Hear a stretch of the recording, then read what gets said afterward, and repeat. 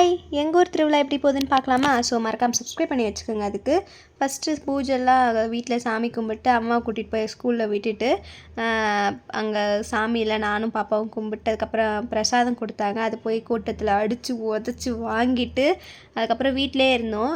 கொஞ்சம் வீட்டில் வேலை இருக்கிறதெல்லாம் பார்த்துக்கிட்டு வெளியெல்லாம் சுற்றிட்டு நைட்டு பூ வாங்கிறதுலாம் வாங்கிட்டு இருந்தோம். ஸோ அதுக்கப்புறம் அம்மான்ட்டு அப்புறம் கூழ் கரைச்சி கொடுத்தாங்க. கூழ் கரைச்சி குடிச்சிட்டு ஊர் சுற்றலான்னு கிளம்புனா 10வது தான் படிக்கிறான். எவ்வளோ ஹைட்டாக இருக்கா, நான் எப்படி இருக்கேன் பாருங்களேன். அப்படியே சிரிப்பாக இருந்துச்சு. இருந்தாலும் குள்ளமாக இருக்கேன், எனக்கு கொஞ்சம் அழகாக இருக்கேன்ட்டு அப்படி போயிட்டேன். சரி பார்த்துக்கலாம் அப்படின்ட்டு கோயிலுக்கு போனால் ஒரு குட்டி பையன் மஞ்சள் அந்த அம்மா மேலே போட்டு அவ்வளோ ஒரு இது பண்ணிட்டு இருந்தான். இப்படி தான் எங்கள் ஊரில் கூழ் ஊற்றிட்டு அதை அப்படியே காய விட்டுருவாங்க. உங்கள் ஊரில் எப்படின்னு மறக்காமல் கமெண்ட்டில் சொல்லுங்கள். தேரும் அதுக்கப்புறமேட்டு கரகமும் தனித்தனியாக அலங்கரிக்கிறதுக்கு முன்னாடி இப்படி சாமி கும்பிடுவாங்க.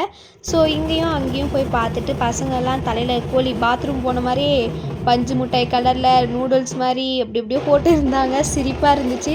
ஸோ பார்த்துட்டு கொஞ்ச நேரம் என்ஜாய் பண்ணிவிட்டு அதுக்கப்புறம் என்னை வளர்த்தவங்க இந்த ஆயா தான். அவங்களெல்லாம் பார்த்துட்டு எல்லாம் எவ்வளோ பெரிய பொண்ணாகிட்டு இருக்கா பொம்மி அப்படின்னு சொல்லியிருந்தாங்க. ஸோ இந்த மாதிரி மோர் வீடியோஸ் பார்த்து மறக்காம சப்ஸ்கிரைப் பண்ணிக்கோங்க. அடுத்தடுத்து என்ன நடக்கும்ன்ட்டு பார்ட் 2ல் பார்க்கலாம். டாடா.